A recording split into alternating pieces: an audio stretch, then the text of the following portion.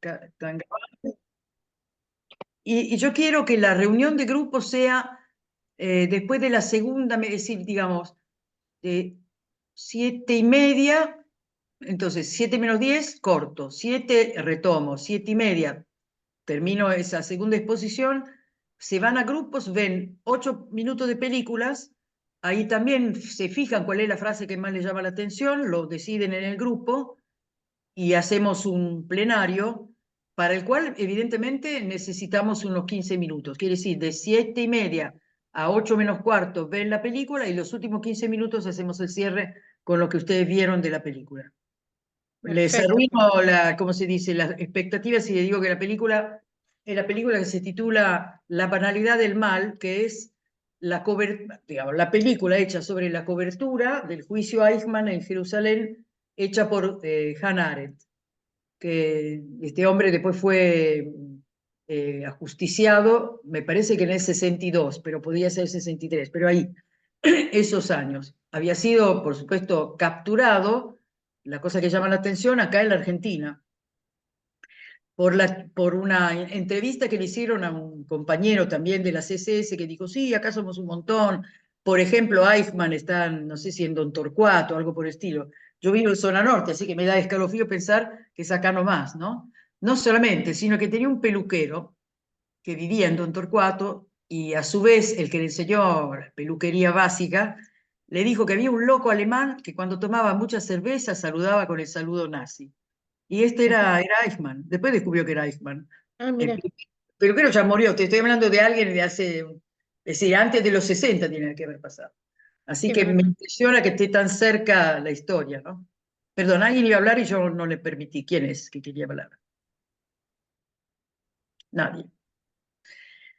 Bien, Entonces, entonces, esta clase va a tener dos partes bastante diferentes, pero conectadas alrededor del eje que tenemos la responsabilidad, en el fondo, de construir los lazos comunitarios en un mundo de gente que goza de la misma dignidad o debería gozar de la misma dignidad, pero que al mismo tiempo presenta muchísimas diferencias de edad, de tradición cultural, de fuerza física, de capacidad intelectual, de condición psicológica, etcétera, etcétera. Con lo cual es más difícil. Es decir, si se tratara de enlazar elementos todos absolutamente igual, probablemente sería más fácil, pero nuestra realidad es que no es así. Nosotros hablamos de igual dignidad de las personas, quizás haya que recordarlo justamente porque en algunos casos no es tan evidente. Tenemos que verlo eso y por lo tanto actuar de acuerdo a eso que estamos viendo.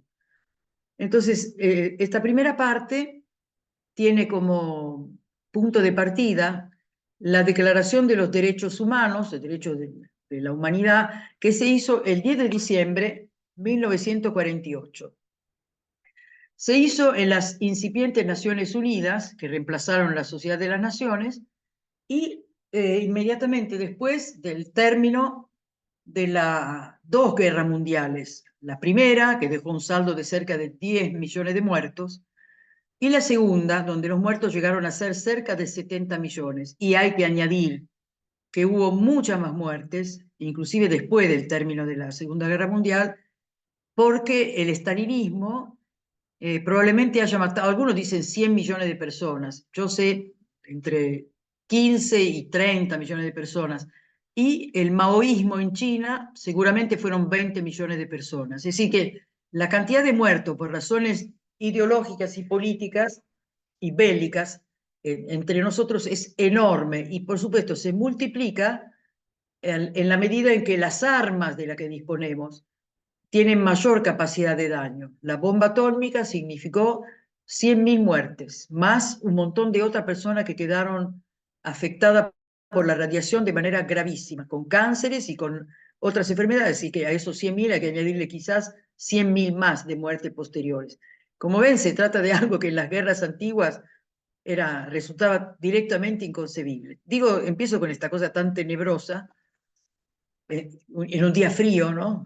Que da más miedo todavía, simplemente para mostrarles cuán necesario es tener bien claro en ese espacio de diálogo interior donde ejercemos nuestra libertad, que le debemos a las personas pleno respeto por su dignidad, sean como fueran, es decir, inclusive a alguien que se manchó de un crimen abominable.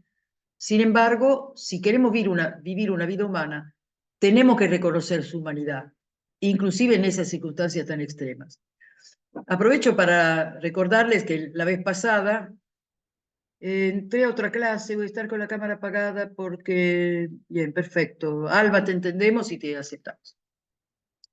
Entonces, quería decir que esto último que dije me sirve para quizás puntualizar que el pedacito de película que vimos la vez pasada, al final, creo que son las escenas finales de Seven, de esa película tan fuerte, donde un loco predica, digo predica entre comillas, a través de personas reales para demostrar que los pecados capitales se llaman así porque llevan necesariamente a la muerte. Así que uno se muere por glotón, el otro se muere por perezoso, etcétera, etcétera. Y terminan los últimos dos pecados capitales, que son la ira y la envidia.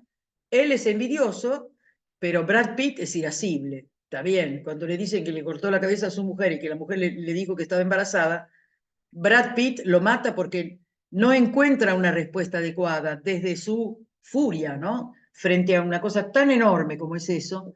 Pero quiero aclarar que con eso no quise justificar el hecho de que él haya matado al malo, ¿no?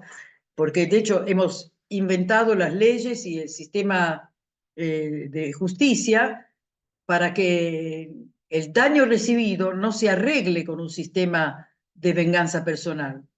Entonces, por supuesto, después la justicia es lenta o se puede corromper, bueno, todo eso ya lo sé, pero quiero decir que parte de nuestra civilización es permitir inclusive al culpable que se disculpe o que se justifique o que muestre atenuantes, etcétera, etcétera, y no permitir lo que se llama justicia por mano propia, porque podrían no tener fin. Por ejemplo, en Sicilia hace mucho tiempo, estoy hablando de hace 50 años, estaba permitido el delito de honor.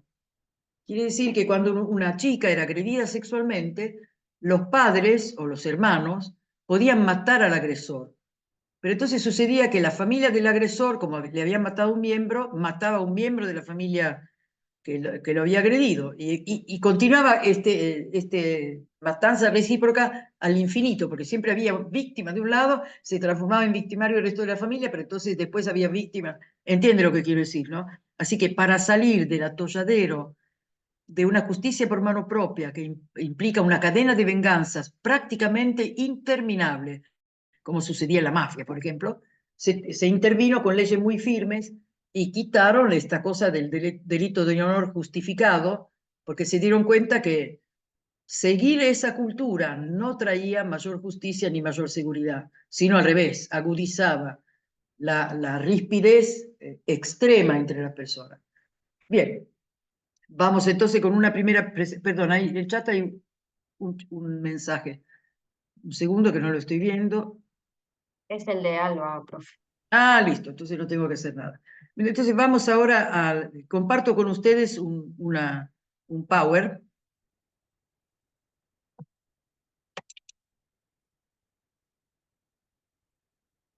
Que creo que es este. A ver. Ok, muy bien. Bien, empecemos por el comienzo.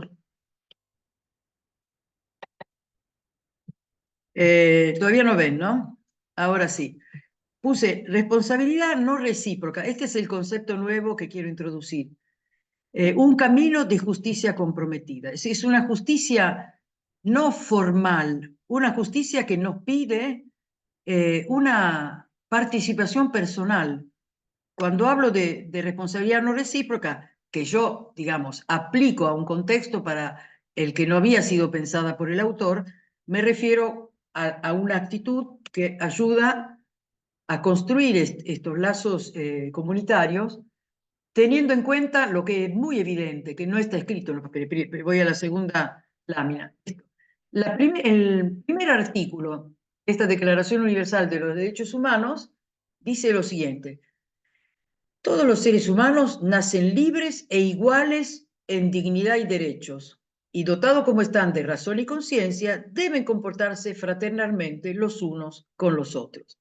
Esta frase no es una frase poética, sino que es un principio que es necesario recordar después del horror de las dos guerras mundiales, que ya le digo, dejaron el saldo directo de 80 millones de personas, que significan casi dos Argentinas, y que no solamente abrieron el camino, lamentablemente, esas guerras y esas revoluciones, a otra matanza, que aumentaron de manera dramática la cantidad de muertos.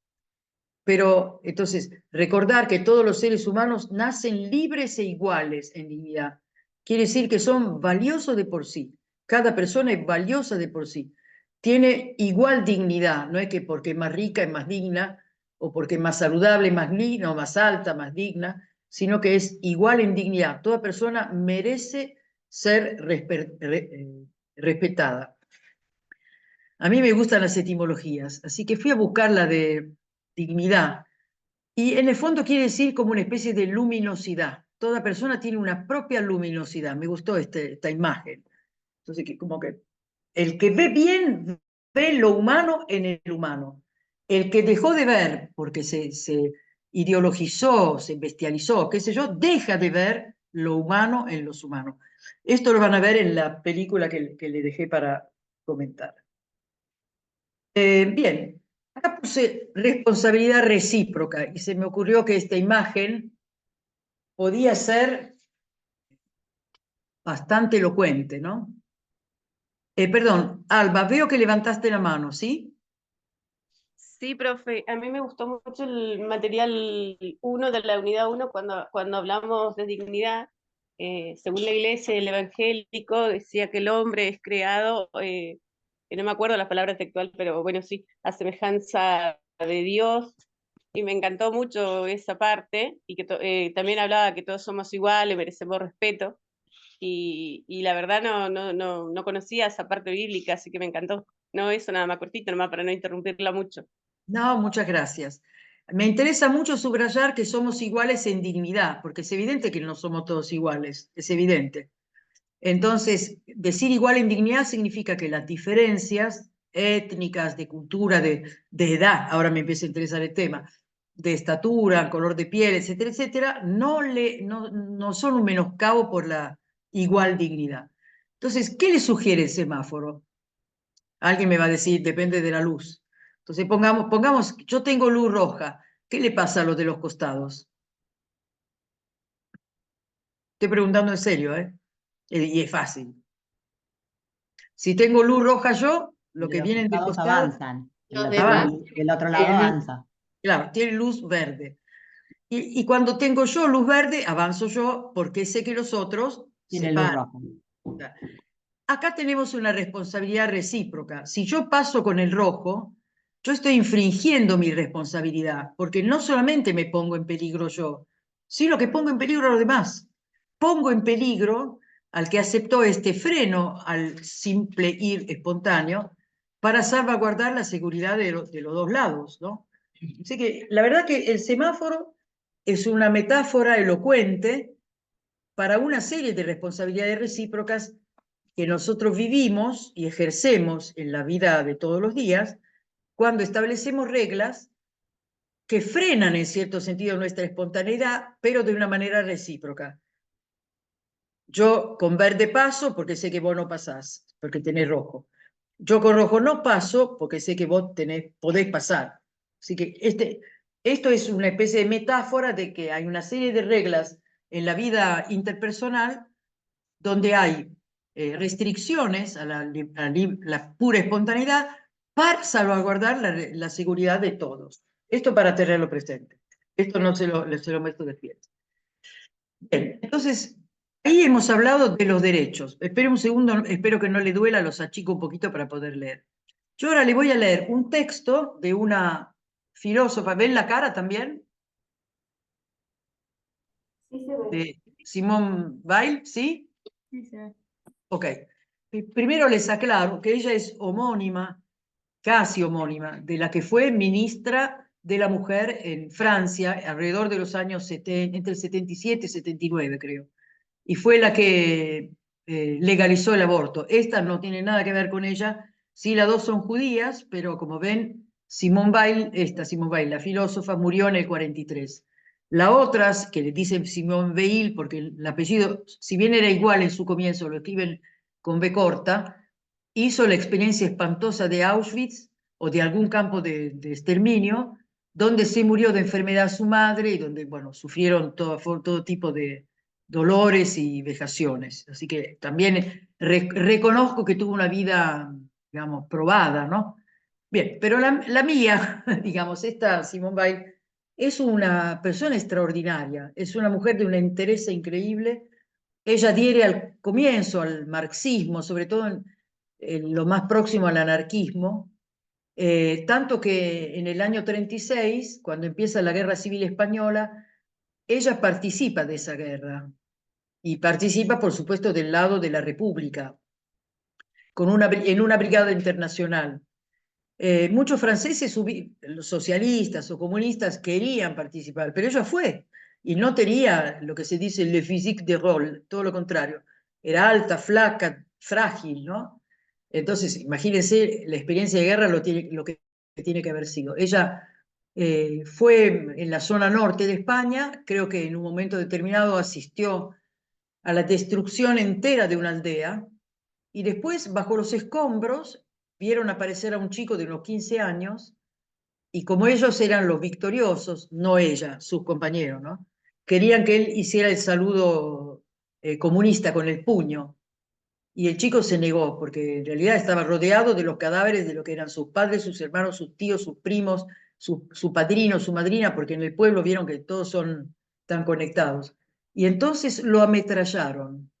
Y Simón quedó impactadísima, porque ella había creído en la idea de la liberación, del triunfo de la justicia promulgado por Marx.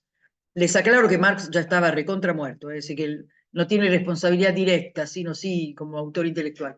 Y ella entonces en ese momento dijo, la justicia, esta fugitiva del campo de los vencedores. Le digo esta frase porque me impactó muchísimo. Quiere decir que a veces el que gana se comporta de una manera atroz. En vez de, una vez ganado lo que sea, mantener la justicia que está defendiendo, o digamos, las relaciones recíprocas que parecía que estuviera defendiendo, al revés, se arroga todas las libertades, inclusive si están reñidas con la idea de derecho. Dicho esto, ella, cuando Francia quedó ocupada por los nazis, que fue a partir del 41, perdón, empiezan en el 40, sí, un año después que había empezado la guerra, en el 41 completan la ocupación de Francia hasta el sur. Ella se había refugiado en Marsella, donde hizo una experiencia campesina, trabajó con campesinos. Antes había hecho una experiencia obrera. Y ahí la seguridad hizo que ella, quiero decir, su seguridad, como era judía, la obligó a irse hasta Casablanca, ahí tomó un avión, se fue a Estados Unidos, y como siempre su corazón palpitaba con la gente que más sufría, una amiga escribió, si Simón sigue acá, se hace negra, porque en ese momento la segregación racial era muy palpable. Y ella inmediatamente se acercaba a quienes más sufrían.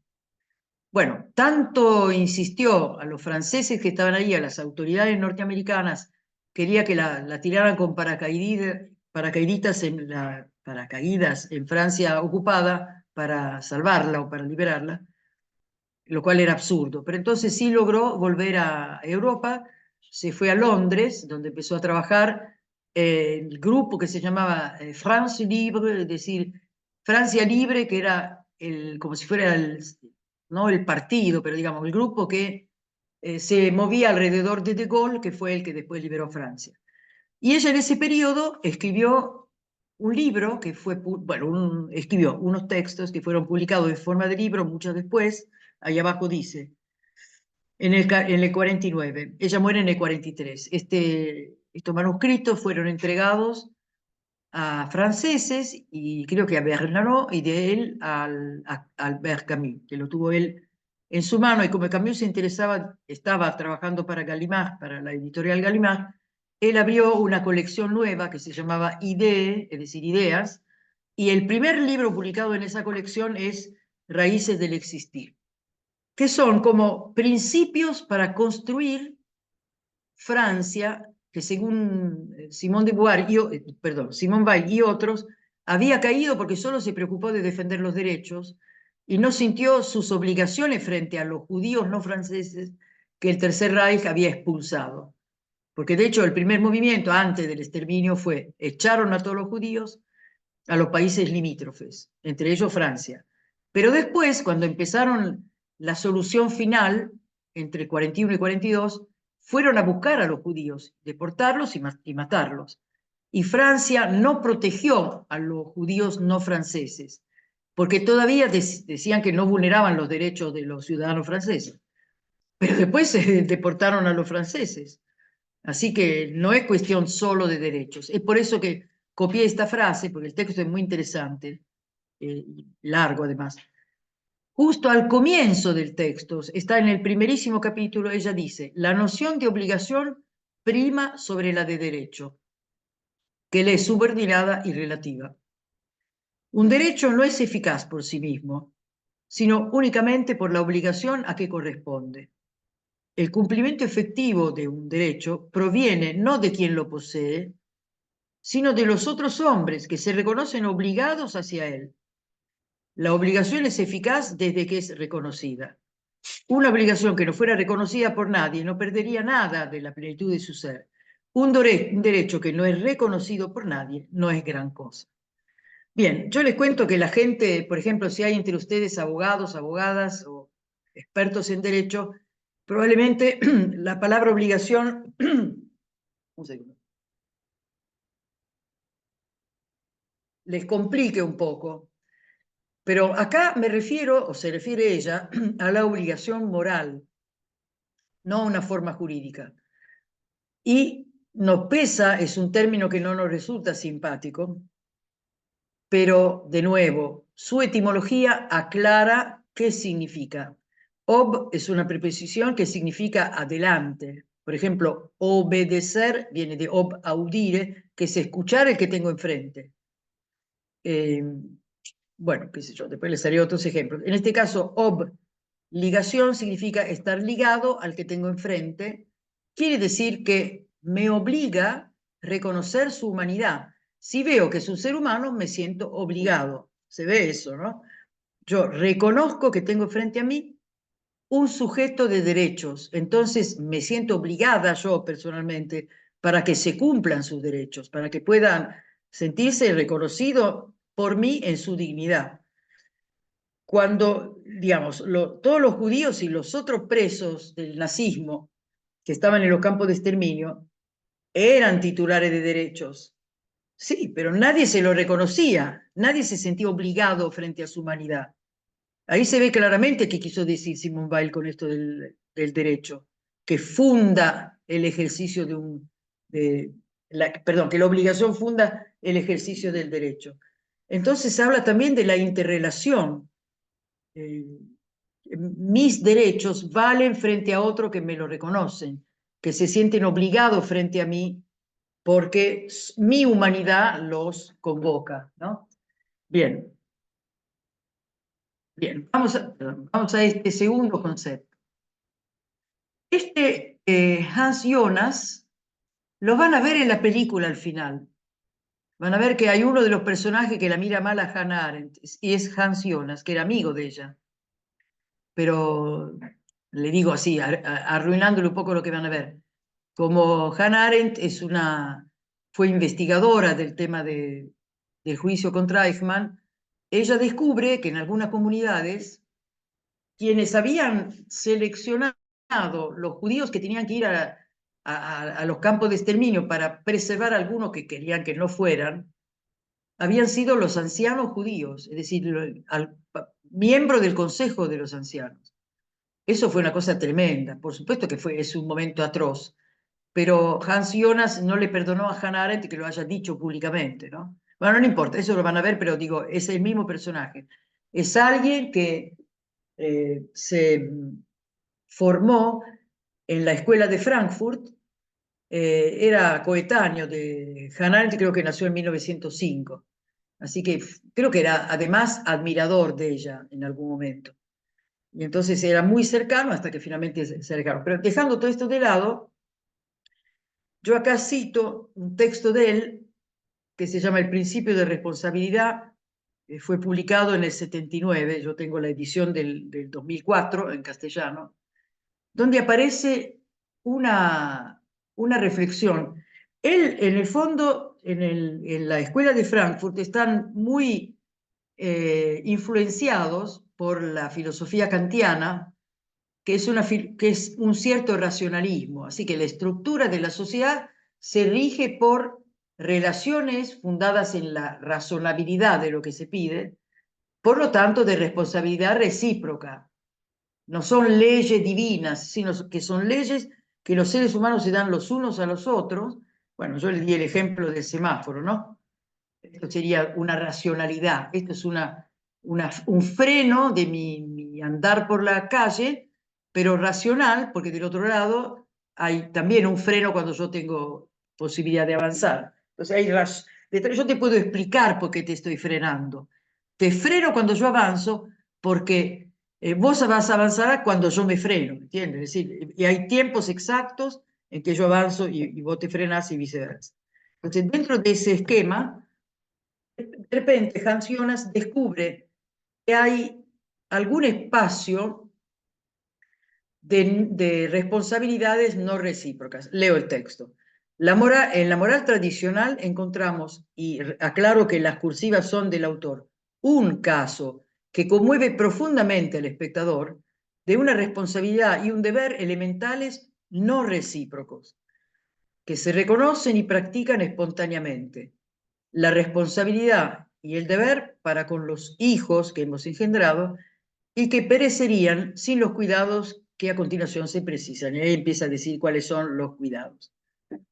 Me impactó porque aquí salimos de un esquema meramente racional, porque el padre y la madre experimentan frente a sus hijos que ellos han llamado a la vida, que no estaban ahí, están ahí por decisión de los padres, sienten hacia ellos la responsabilidad de introducirlos a la vida de la mejor manera posible. Entonces, primero recibiéndolos amorosamente y después alimentándolos, cuidándolos de los peligros, enseñándoles habilidades y conductas que no los pongan en peligro, que potencien sus capacidades innatas, que le permitan la convivencia con los demás. Pero esta responsabilidad no es recíproca. Es de ellos, padre y madre, hacia sus hijos, y no viceversa. Acá, un grupete de hijos malignos que tengo me dijo, depende de la edad, ¿no? Miren la maldad que tengo que escuchar. En cierto sentido, a ver, quiero mirarles a la cara porque entiende lo que quisieron decir, que uno es responsable por sus hijos, como ahora somos más longevos y llegamos a una edad en que necesitamos que nos cuiden. Igual no es lo mismo, ¿eh? Porque me decía una persona que escuchó que yo explicaba esta frase, que en realidad el hijo no contrae una deuda con su padre, sino que habilita un lazo de amor, ¿no? No es porque estoy endeudado porque él me cuidó, estoy endeudada porque él me cuidó. Me gustó que lo aclarara y me parece que viene bien aclararlo con ustedes. Entonces, la idea es que los derechos hacia a todas las personas, que todas son titulares de derechos, implican en cada otro una relación donde se reconozca la obligación hacia cada otra persona para que sus derechos valgan. Y por otra parte, existe este concepto que Hans Jonas imaginó para padres hacia sus hijos, pero que sinceramente yo creo que se puede extender para con los niños o jóvenes de todos los adultos de bien, que aun cuando no seamos directamente padre o madre, yo lo aplico a los docentes, por ejemplo, ¿no? Los docentes, los educadores, ejercen hacia los jóvenes que tienen a su cuidado también una responsabilidad no recíproca, porque los acompañan en su crecimiento y no pueden pretender que ya hayan crecido, si no, no estarían ahí. Es decir, no puede reciprocarse eso. Sí se pueden pedir acciones recíprocas como el respeto, eso sí se puede pedir, digamos, acorde a la edad, pero como va creciendo según la edad. Pero claramente esa responsabilidad no recíproca también podría aplicarse a otro tipo de situación, por ejemplo, con personas con enfermedades, algunas enfermedades que le imposibilitan una, no sé cómo decir, una vida autónoma, ¿no? Hacia ellos también hay una responsabilidad no recíproca. Bien, yo no es mi hijo, está bien, pero es hijo de alguien. Entonces yo como adulto siento que tengo que proteger o, qué sé yo, imaginar una ley que sirva para ampliar esa protección o para permitirle todo el desarrollo posible. Joana, dime. O sea que está de alguna forma muy relacionada a relaciones asimétricas. Lo son, sí. Es buena esta definición. Yo lo iba a decir, me encanta que lo hayas dicho vos. Las relaciones interpersonales son frecuentemente asimétricas, frecuentemente, porque puede haber muchas diferencias. Algunas diferencias físicas son evidentes, más grande, más chico, más fuerte, más débil, más sano, Claro, menos pero sano. hay una relación de un poder, ¿no? De Bueno, un bien, habitante sobre la otra. puede No ser, puede necesariamente es un ser, abuso de poder, sino que es una relación asimétrica por por las el poder. características de la relación que en sí.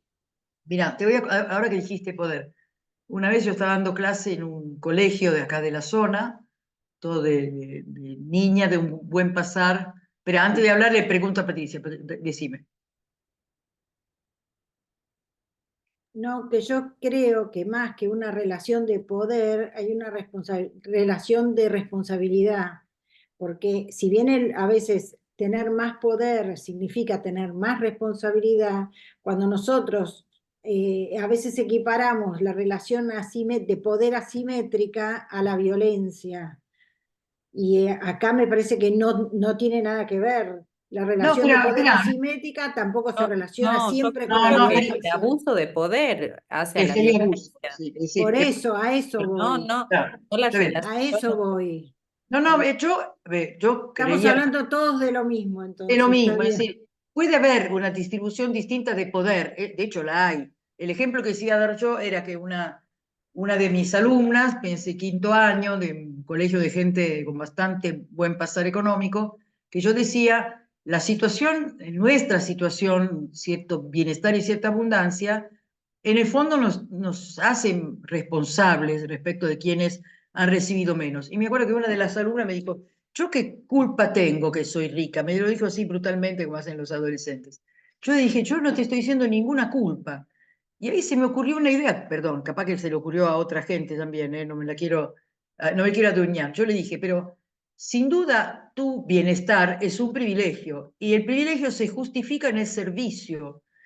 El que se mata de hambre, que todo el día se tiene que mover para poder echar algo dentro de su panza o darle de comer a sus hijos, no tiene la serenidad del que sabe que todos los días va a tener una casa bien calefaccionada, le van a preparar un regio desayuno, no le van a faltar ni proteínas ni los nutrientes. Es lógico que tenga más tiempo para hacer otras cosas y ese es un privilegio, o si queremos repetir la idea, tiene como un poder mayor, ¿no? Una mayor libertad frente a lo acuciante de la vida, que para justificarla, para que haya verdadera justicia, puede poner su capacidad al servicio de otro. Así que el privilegio se justifica en el servicio. Ojo, incluyo en eso también la posibilidad de estudiar, de entender, de comprender más a fondo, o también algunas cualidades innatas. Hay gente que es de una empatía innata, inmediata, ¿no? Que es capaz de entender qué le pasa al otro sin la mediación de demasiadas palabras y explicaciones. Bueno, es un don, el don se justifica poniéndolo al servicio de la otra persona. Entonces, volviendo a la idea, lo asimétrico es un modo habitual de presentarse de las personas y de las situaciones. Nosotros, como seres morales, es decir, que queremos que nuestra libertad se use para el bien, buscamos los caminos para que esas asimetrías signifiquen conexión y una conexión oportuna que produzca en el otro un bien. Y ahí digamos, el tema de la violencia es aplastar con mi mayor poder al más débil, ¿no? Ojo, si leen la historia de la humanidad, eso ha pasado continuamente. Piense que los hombres de Neandertal han desaparecido porque el Homo sapiens era más fuerte. Ahí está asimetría de poder significó ¿cómo se dice? La destrucción total, ¿no? de una cepa de humanos. Así que, quiero decir, tenemos demasiados ejemplos, ejemplos. No hay que ir a la prehistoria para verlos, lo vemos, bueno, en muchos lugares, lamentablemente, la violencia no es exclusiva ni de una etnia, ni de una clase social, ni de un grado de conocimientos, pero sí, a ver cuántos somos 19 personas convencidas, todas nosotros, de que frente a la asimetría de poder, salud, inteligencia, instrucción, etcétera, etcétera, se le responde con una asunción no simétrica, por lo tanto, no recíproca, de responsabilidad. Y responsabilidad quiere decir, yo le respondo a la humanidad del otro. Eso significa responder. Soy responsable en el sentido, te veo que sos humano. No sé si ustedes recuerdan, bueno, capaz que no la vieron, vieron que soy bastante fanática de películas y muchas me gustan las de ciencia ficción, y hay una que se llama Avatar, de la cual salió la secuela, creo. Yo me refiero a la primera, donde aprenden el idioma de los habitantes de Pandora, de este nuevo planeta, que son mucho más altos que los humanos porque creo que hay menos fuerza de gravedad. Y entonces uno de los científicos le explica al otro, los Nayibi, cómo hablan. Dicen, yo te veo frente a mí. Me encantó eso. Le dice saludo, ahora no se lo sé repetir. Pero me encantó que decía que el saludo de ellos consiste en decir, yo te veo frente a mí. Porque decir yo te veo frente a mí significa te reconozco como digno de respeto. Cuando nosotros les enseñamos a nuestros hijos a saludar, les enseñamos a mirar a la gente con la que se encuentran. Y el saludo significa reconocer al otro como un ser humano. Entonces ahí se manifiesta esta responsabilidad. Es asimétrica de acuerdo a las condiciones, digamos, a la situación en la que nos encontramos. Bien, vamos aproximándonos. Hagamos una cosa. A ver, perdón un segundo que quiero ver si me quedó algo para mostrarles. Creo que no. Entonces, repaso lo que hemos visto hasta ahora. Hemos hablado de derechos humanos que hacen que nos reconozcamos como iguales, libres e iguales en dignidad, dotados de derechos, es decir, hay algo que se desprende directamente de nuestro ser humanos, y dotados de razón y conciencia. Entonces, un ser humano dotado de razón y conciencia tiene que ser fraterno respecto de los demás seres humanos. Algunos no pueden ejercer ni su conciencia ni su razón por condiciones patológicas, por ejemplo, y sin embargo recibirán de nosotros el trato fraterno hacia su humanidad que no se puede expresar plenamente por razones de la patología. Frente a ellos, asumimos nuestra obligación, es decir, ver frente a nosotros a un ser humano que nos obliga a tratarlo como tal, para que valgan los derechos de este ser humano que tenemos frente a nosotros. Y finalmente, yo quiero cerrar con una anécdota, creo que me cuenta si ya se la conté, le conté ya la anécdota del mendigo en la Ochava. Hola chicos, dígame si ya se la conté, porque no me acuerdo. No recuerdo ahora. Creo que no. ¿Eh? ¿Qué decís, No, no. Franco? Yo no la recuerdo, ¿no? Bien, si cuando empiezo a contarla la reconoce, me paran, ¿eh? A mí me enseñó mucho, por eso la digo. Resulta que era cerca de Navidad. Yo salí de la academia y caminaba por la avenida Las Heras, y en un Ochava vi un tipo tirado en el piso, pleno día, digamos, habrán sido, qué sé yo, a las 5 o 6 de la tarde, en proximidad de la Navidad, tirado al piso, tapado con una campera, cosa rara porque la Navidad en la Argentina es en verano, ¿no? Y al lado miré que tenía una botellita que decía decolorante para el pelo. Digo, uy, este se habrá suicidado, no sé, no se le veía la cara. Yo le calculé así entre el pelo entrecano y bueno, la contextura, digamos, no demasiado gordo ni nada. Pongamos que haya tenido entre, ¿cómo se dice?, 40 y largos y 50 y cortos, más o menos. Entonces caminé y dije, pucha, acá tendría que venir alguien y hacer algo. Mirá si se mató, por ejemplo, tiene que venir la ambulancia a salvarlo. Y al rato, después de haber hecho 4 o 5 pasos que iba yo a un banelco a buscar plata, me di cuenta que yo era alguien. Y por lo tanto, si había pasado y lo había visto, yo tenía que hacer algo. Mire, hice un esfuerzo, ese diálogo interior, tenía que ir, ¿cómo voy a ir? Sí, tenía que ir. Bueno, finalmente ganó la parte de la obligación hacia el otro, volví atrás, toqué delicadamente un brazo y le dije, señor, ¿necesita algo? Entonces en ese momento se sacó la campera de la cara y me contestó en inglés, un inglés así bastante primitivo, dijo, money for home. Entonces le dije que yo iba a un Banelco, así que mucha plata no tenía. Pelé lo poco que tenía, se lo puse en la mano, y en ese momento él me agarró la mano, cosa que me asustó bastante, y me dijo, your name.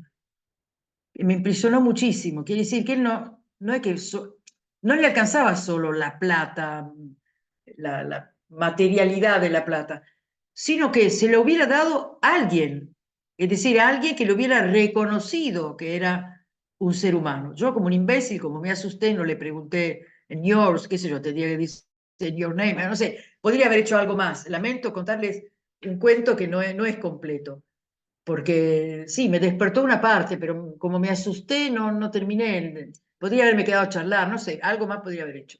No lo hice. Todo el día pensé en esta persona, recé, no sé cómo explicar. Cuando volví a ver si ya no estaba. Sí estaba la botellita del decolorante para el pelo, que no sé, capaz que encontró un frasco y le puso cerveza, no sé. Veremos, no estaba ni muerto ni nada. Pero le quiero decir que, ay, pero, perdón, Ana, pero qué cosa divina. Me distrae. Mi parte de abuela.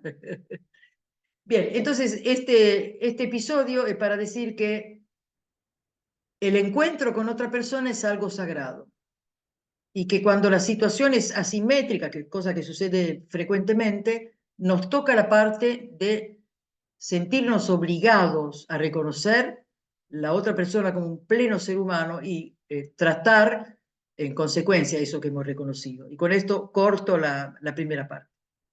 Le dejo 10 minutos, a las 7 en punto empiezo la segunda parte.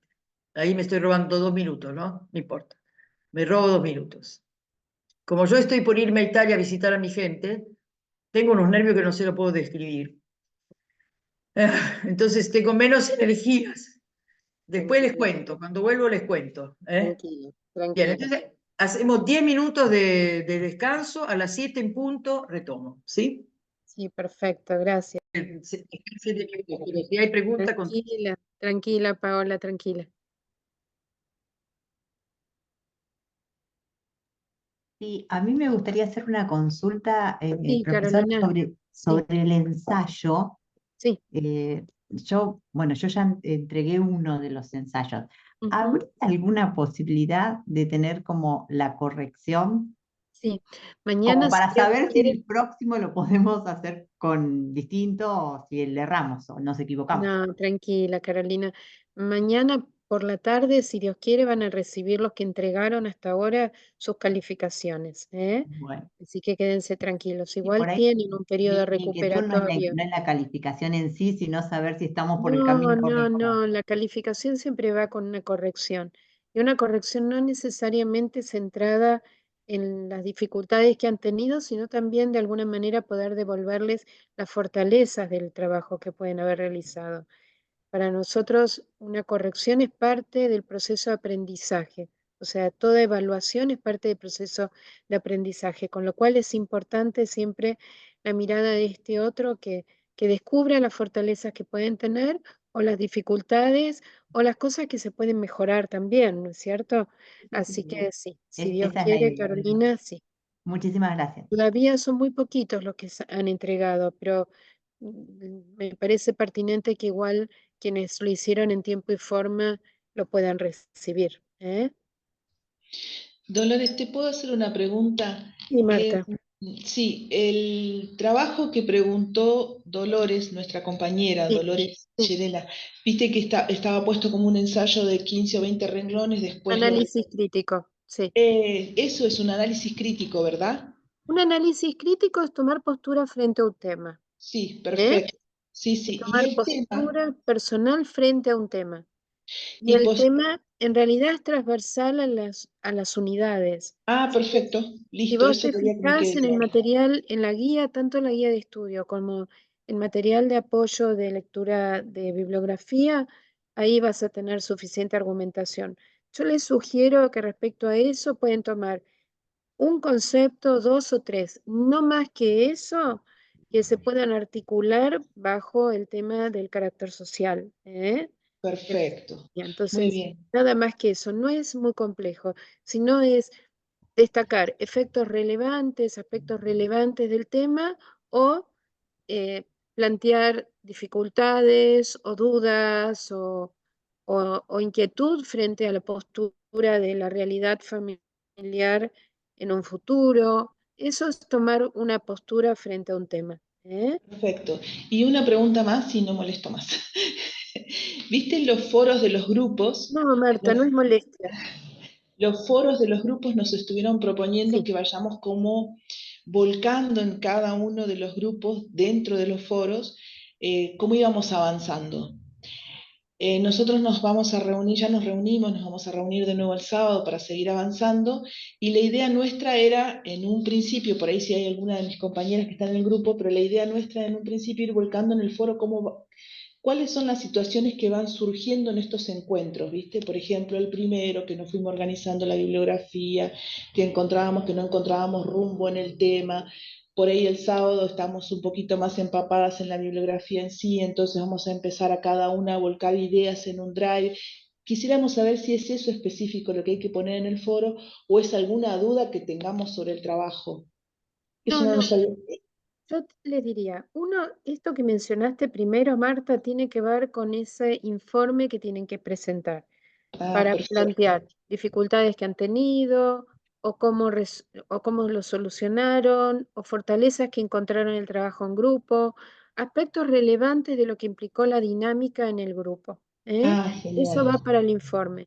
Respecto a estos espacios es tratar de poner en la mesa aquellos conceptos que cada uno de ustedes consideran relevantes en cada una de las unidades. Y lo van a Buenísimo. entregar recién hacia el fin de la materia. Pero era nada más que para ir dándole tiempo y que no se les junte como una actividad extra sobre la última semana de la materia. Que lo puedan ir haciendo paulatinamente, ordenadamente y también con los conceptos más frescos. ¿Eh? Ujú. Buenísimo. Eso Eso nomás. solamente. Y después ya se ponen en común, lo ponen en común ustedes y ahí ya tienen el trabajo, lo trabajan en grupo y ya de ahí sale el trabajo listo. ¿Eh? Bueno, muchas gracias, Dolores, No, Marta, por favor, un gusto.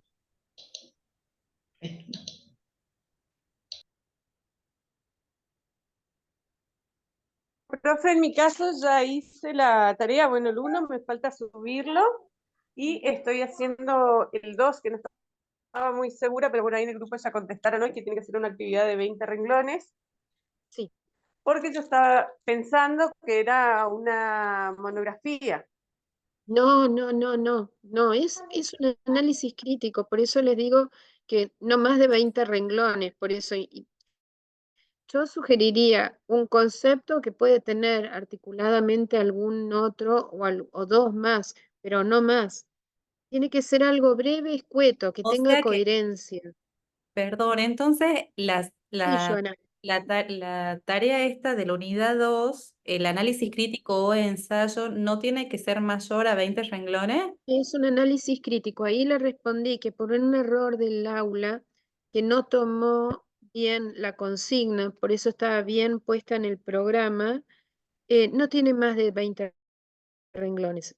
Puede ser 22, 23, pero tiene que ser algo corto, concreto. A mí Tiene la es como confusión, si ustedes pudieran transmitir oralmente una opinión respecto a uno de los temas, ¿eh? Respecto al tema. Eh, y entonces lo plantean desde ese lado. Con eso ya está, Joana. Muchas veces cuando nosotros logramos en pocos renglones concentrar un concepto con una idea clara, coherente, bien articulada y que no deje como cabos sueltos, es cuando uno mejor se demuestra que ha podido comprender el tema. ¿Eh? Ay, Joana, qué lindo. ¿Tenés Gracias a tres usted. chiquitos, Joana? Sí, tengo 3. Ah, ya hemos conocido a los 3. Sí. Bien, entonces, a mí la confusión me surgió porque decía análisis crítico o ensayo, y como el ensayo tenía la Hoy me introducción, lo, el desarrollo, yo estaba exacto, hoy haciendo me lo eso, es más, lo estaba preguntó, terminando, y digo, menos claro, mal que no, pregunté. no lo ha tomado bien la plataforma. Cuando a veces se cuelga la plataforma, no guarda tiempo y bueno, por mi parte no estuvo bien verificado. Por eso hoy le respondí en el foro a Dolores, que lo consultó. ¿Eh?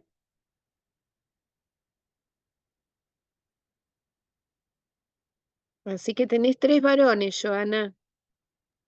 3 varones, 3 re varones. seguido. Qué lindo. Qué gusto volver a verla, profe. Yo la tuve de profesora en la licenciatura de familia. Ay, Alba, qué amorosa. Sí, así que me acuerdo todavía. Qué gusto volver a verla. Gracias, Me Alba, acuerdo para mí también. cómo la volvimos loca con el trabajo final, profe. Qué paciencia usted con nosotros. No, por Una favor, es experiencia un muy gusto. linda. Gracias, Alba, gracias. Para mí también es un gusto enorme. Lo hago de corazón. Gracias, profe. Qué lindo volver a tenerla como Ay, profesora. Así que sí, está el muy gusto es bueno. mío, el gusto es mío.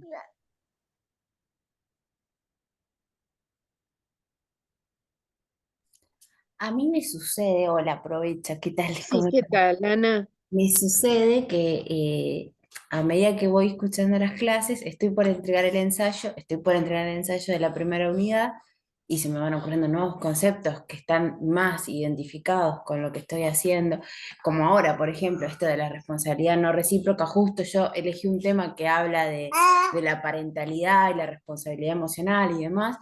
Y bueno, entonces ahora le voy a agregar ese concepto porque Ay, me bueno, parece que bueno, está bueno, no te pero voy a preocupes, hacer una mezcla que no sé si va a estar relativa única, digamos, va a ser relativa únicamente a la primera unidad, sino bueno, a los conceptos en general. no hay problema. Si están integrados, los conceptos van a ser muy buenos y muy sólidos. Pero Bueno, quédate tranquila, no te ah, complejices con el trabajo, Ana, no, No te lo complejices. y A se pudo veces, hacer la primera entrega, digamos, de la unidad uno el primer sí, trabajo, y en la bien, segunda le estoy dando la vuelta, la vuelta, la vuelta, porque como que le falta, no sé, siento yo tranquila. el tema y todo, y están los conceptos que voy a utilizar, y las fuentes y demás, pero bueno, no termino de cerrarlo. Bueno, tranquila, tranquila. Ojo, a veces lo perfecto es enemigo de lo bueno, Ana, porque uno siempre siente que puede hacerlo un poco mejor. Y esa es una realidad que es de todos, ¿no? Pero hay un punto donde uno tiene, bueno, que cerrar un tema para poder avanzar con los siguientes, ¿eh? Así que Claro, cualquier lo duda, tomo, nos lo decís. tomo, gracias. Dale, adelante, Ana, animate.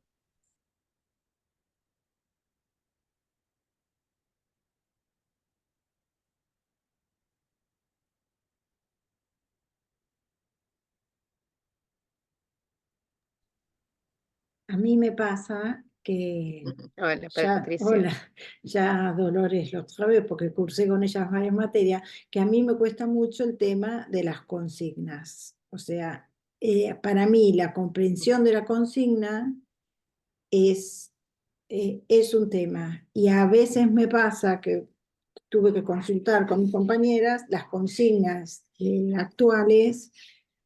Me costaron un montón. O sea, encontrar, digamos, el marco dentro del que tengo que trabajar. Por ejemplo, me pasó con el ensayo, que ya lo entregué, pero ahora que están diciendo lo que tendría que haber puesto, creo que me lo van a corregir y lo voy a tener que volver a hacer. No hay Pero, problema, Patricia, vos sabés que no hay ningún problema. no, sí, yo ya Es sé, parte del proceso, no te pero el preocupes. tema del marco Claro, el marco me de la complicó. consigna. Igualmente ahí sí los animo de ahora en más, vos lo sabés mejor que nadie, a Sí. que pregunten en el foro, porque muchas veces la duda que vos tenés, Patricia, la tienen el resto de tus compañeros. Y si hoy, por ejemplo, Dolores, no me hubiera consultado esto, yo no me daba cuenta que había algo mal grabado en la consigna de la plataforma. Entonces, anímense a consultar en el foro, ¿eh? Y en serio, porque a ver, pasa que muchas veces la duda de uno es la duda de muchos, ¿eh? Y eso es también de buen compañero, animarse a preguntar, ¿sí?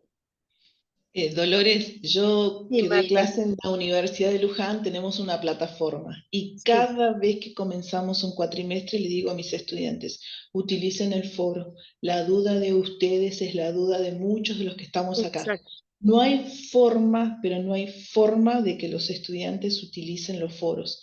Y me Ujú. veo totalmente identificada con ellos. Lo que pasa es que cuanto más grandes somos, más Sí, tememos exponernos.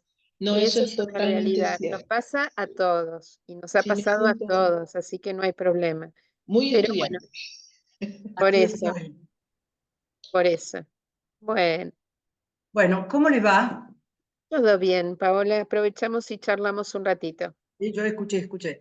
Yo le cuento que fui a hacer. Tengo dos pesas que pesan, descubrí que pesan 2 kilos cada una. Y entonces fui a hacer, estirarme, qué sé yo, y no sé lo bien que me siento. Ay, Nunca, bueno, nunca me imaginé que los músculos fueran tan importantes. Ya tengo toda la espalda como tonificada, en fin, gracias por este bueno, periodo. Bien, bueno, bueno. entonces, esta segunda y última parte, el tema va a ser sobre qué hacemos frente a la gente que es distinta a nosotros. Entonces yo le voy a presentar como dos conceptos de nuevo. Entonces los primeros dos eran la obligación frente al derecho del otro, como el compromiso que uno tiene frente a la humanidad del otro, y la responsabilidad no recíproca por las asimetrías varias que hay en la vida. Y acá es, frente al modo distinto de ser de una persona, ¿cuál tiene que ser mi actitud? Buscando siempre tejer este tejido comunitario de interrelaciones personales que son el humus en el cual vivimos. Ninguna persona nace sola. Nosotros nacemos ya insertados dentro de un contexto social. Toda persona nace de otras dos. Y en todo caso, por lo menos de una de la cual no se puede desprender hasta que nace. Así que claramente hay en la experiencia humana, está conectado, digamos, con la experiencia humana esta percepción y esta experiencia interpersonal. Si es así, frente a las demás personas, tomar una posición u otra significa manifestar de una manera o de otra nuestra humanidad. Si hay crueldad, nuestra humanidad, no solamente la de la víctima reciente, sino la nuestra también. Así que se trata de dos actitudes que sirven para hacer frente, por un lado, a esta realidad interpersonal en la que nos encontramos insertos y la diversidad de las manifestaciones personales. Voy a la explicación. No recíproca que está. Entonces yo acá utilizaré los textos de dos autores, que uno es Martha Nussbaum y el otro es Rainer Forst. Martha Nussbaum es norteamericana, y está pluripremiada. Yo creo que copié algo de sus, a ver si está acá, biografía. Nació en New York en el 47. Estudió teatro y lengua clásica, hizo una tesis doctoral. La primera tesis doctoral es sobre la fragilidad del bien en las tragedias griegas. Y después en filosofía, enseñó filosofía en Harvard, estudió y enseñó filosofía en Harvard. Después enseñó en la Universidad de Chicago, en la Brown University, en Oxford, y es profesora visitante de muchísimas universidades del mundo. Creo que recibió una cantidad increíble de doctorados honoris causa en los 5 continentes. Acá dice 25, pero ahora juntó más todavía. Y autora de más de 20 libros de gran difusión, centenares de artículos. Recibió en 2012 el premio Príncipe de Asturias en Ciencias Sociales por el Rey de España. Acá creo que son una serie de títulos, en fin, al que tenga curiosidad lee los títulos. Yo me voy a referir a este texto que se titula La nueva intolerancia religiosa, del cual extraje una parte. Si le interesa el libro, es el capítulo 5. Y ella dice así: Espera un segundo que la agrando porque si no me tengo que poner los anteojos, que también es un recurso válido. Entonces, la imaginación comprensiva o empatía, como suelo llamarla, es solo uno de los ingredientes de las actitudes como la preocupación empática, sympathy, y el interés compasivo por las otras personas. Pero por sí sola no basta para sentir estas últimas.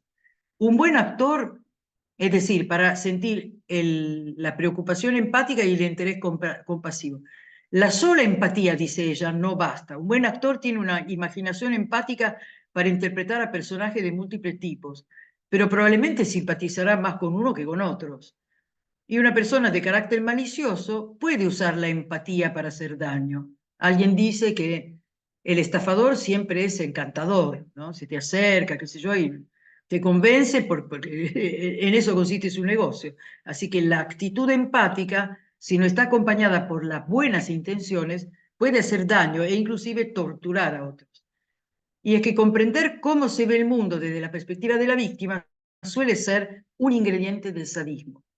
Así pues, la imaginación comprensiva por sí sola sirve de poco si las personas no son bien intencionadas, si no muestran actitudes de preocupación e interés empáticos por otros seres humanos que impliquen unos verdaderos compromisos éticos con la evitación de daños para ellos.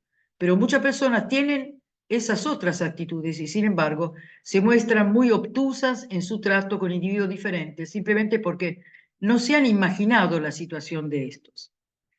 A ver, yo no dejo de compartir, lo quería hacer, pero como es un texto complejo, lo dejo que lo tengan bajo su mirada. Entonces acá la idea es que la empatía, de la cual se habla mucho en estos tiempos, no es suficiente. Perdón, acá dice imaginación comprensiva y tiene que decir, me acabo de dar cuenta, gracias a ustedes, que tiene que decir comprensiva, a ver si salió salió la R, así que me siento, ¿cómo se dice? Realizada, es comprensiva, imaginación comprensiva. No solo imagino cómo siente, sino que lo comprendo, que lo protejo, que me pongo a disposición si es sufrimiento para que sufra menos, ¿no? Imaginar es solo la primera parte, tiene que haber buenas intenciones. Las personas bien intencionadas se preocupan, tienen interés empático por los demás seres humanos. Entonces, frente a la diversidad, es necesaria una imaginación comprensiva. Y como el mundo global, muy interconectado, pone cada vez frente a frente personas que provienen de ámbitos culturales distintos, a veces es necesaria esta traducción. Algunos podrán hacer la traducción y otros no.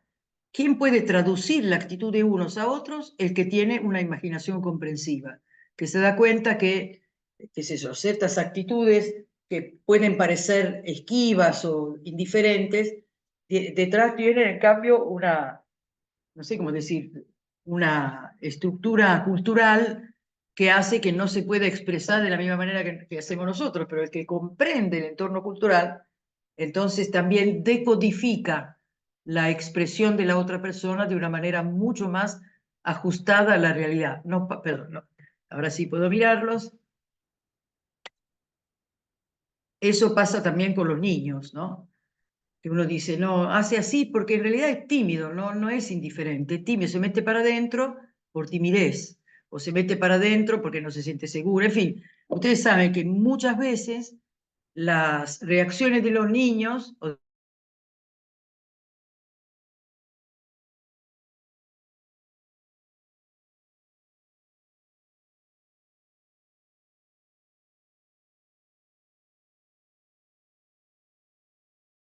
la imaginación, acá también descubrí que le falta una letra, chicos, seguimos añadiendo letras. ¿Cómo puede ser que, cómo se dice? Soy levemente, si hace la función para no aceptar, porque dejó de compartir, pero no era mi intención que dejara de compartir.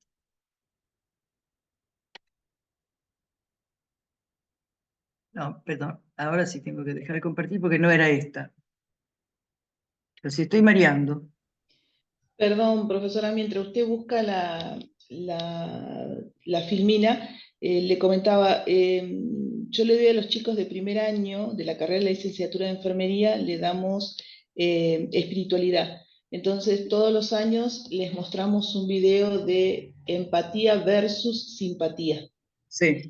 Y yo cuando les pregunto a ellos, la mayoría son todos jóvenes, entre 18 y 25, 30 algunos mayores, pero son la minoría, siempre les pregunto qué para ellos es la empatía. Entonces lo primero que me dicen es ponerse en los zapatos del otro. Y yo les digo que no es tan así. Le digo, porque aquel que no perdió algo muy importante en su vida, le digo, como por ejemplo un hijo, difícilmente pueda ponerse en los zapatos del otro. Lo más probable es que le queden muy grandes, les digo ellos, o lo más probable es que les queden muy chicos. Entonces yo les decía, la empatía, y les paso un videito muy cortito, tiene que ver con conectarte con el otro, con aquello que le pasa al otro, pero al mismo tiempo a vos te genera como si fuera un sentimiento parecido a lo que les está pasando. Entonces, de esa manera vos podés conectarte con el otro. Diste la mejor descripción de esto que Martha Nussbaum llama imaginación comprensiva. Es exactamente eso. Claro. Entonces impide la manipulación, por ejemplo, porque es verdad que un tipo que te quiere engatusar se te acerca y dice, sí, yo entiendo, qué bien, no sé, tiene actitudes empáticas, pero malintencionadas. Entonces, primero esto, ahora vamos a una un poco más complicada, pero ya lo vamos a ver. Esto es a partir de un libro de Hans Jonas, que es este, se ve que me gustó la cara porque mire qué grande que la puse. Es un filósofo alemán, nacido en el 64, fue discípulo de Habermas directamente y también de John Rawls como se dice, en Harvard, donde él también estudió. Así que tiene ahí un corte, digamos, de un cierto de liberalismo racional. Y en este texto, Justificación y Crítica, dice lo siguiente. Primero lo cita Goethe, este humanista alemán de la época de Hegel, que dice, la tolerancia no debería ser realmente más que un estado de espíritu pasajero, debiendo conducir al reconocimiento. Tolerar significa ofender. Esto dice Goethe. Entonces Rainer Forst se deja complicar por Goethe, dice, sí, bueno, vamos a razonar, y dice, en realidad, bueno, esto lo pongo yo, ¿no? Según Forst, Rainer Forst, lo que nos produce rechazo puede ser algo que es distinto de nuestro modo de pensar o grupal de actuar, lo que Rainer Forst llama fundamento ético. Van a ver que acá la palabra ético y moral se usan al revés de como se usan comúnmente en la Argentina. Yo lo justifico porque la verdad que las dos palabras tienen como raíz un término griego, uno y ético, y en latín el otro, que significa costumbre, ámbito de utilización de las costumbres. No significa, o hay que hacer un segundo paso para interpretarlo como un ámbito de uso de la libertad, que es nuestra responsabilidad. Así que acá dice ético, algo que es propio del grupo, pero que no es universal. Si lo que rechazamos tiene fundamento moral, que para Rainer Forst igual a decir universal, entonces es justificado el rechazo. Yo tolero lo que en parte me produce rechazo, pero en un caso rechazo porque es distinto a lo que hago yo. En otro caso me produce rechazo porque es algo que no hay que hacer, según criterios universales, es decir, el bien del ser humano, que depende de su humanidad, por ejemplo, del lenguaje, de la comunicación no verbal, del hecho de tener neuronas espejo, es decir, de esos 5 puntos que nos hacen, en el fondo, miembros de una humanidad extendida y no solamente de mi grupo de pertenencia. De ahí que se distinguen 2 tipos de tolerancia. La de permiso, que concede la conducta diferente como haría con alguien inferior, niños, bueno, pobre, hace así porque está borracho, hace así porque es enfermo. Y la tolerancia de derecho, en la que se reconoce plenamente la posibilidad de pensar y actuar en un modo distinto, dado que esa conducta no implica infringir ningún principio moral, es decir, universal. Tuve que hacer esta explicación para que se pueda leer bien él.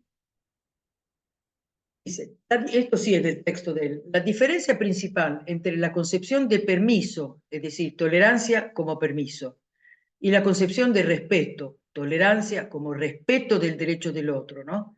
reside en el hecho de que en el primer caso los tres componentes son determinados por las convicciones éticas, es decir, el rechazo, ¿no? Por lo tanto, la negación de licitud de lo que hace la otra persona. Las convicciones éticas de la mayoría, o por una autoridad. Mientras que para la concepción del respeto, la situación se presenta de otra manera. El rechazo, que es el comienzo de toda actitud de tolerancia, la tolerancia es frente a algo que no me gusta, así que siempre en su origen hay un cierto rechazo. Puede estar basada en las respectivas opiniones particulares éticas o religiosas, que no son universales. La aceptación, por el contrario, debería ser consecuencia de haber ponderado si las razones para el rechazo son suficientemente buenas para valer como razones para una refutación, es decir, si puede ser justificada de manera recíproca y general. Entonces acá tenemos los tres elementos: rechazo, aceptación y refutación. Si resulta que son suficientes para un juicio ético, es decir, particular, negativo, pero no para un juicio moral, es decir, universal, negativo, entonces corresponde la tolerancia. Volvamos atrás. Algo diferente a lo que hago yo me produce rechazo.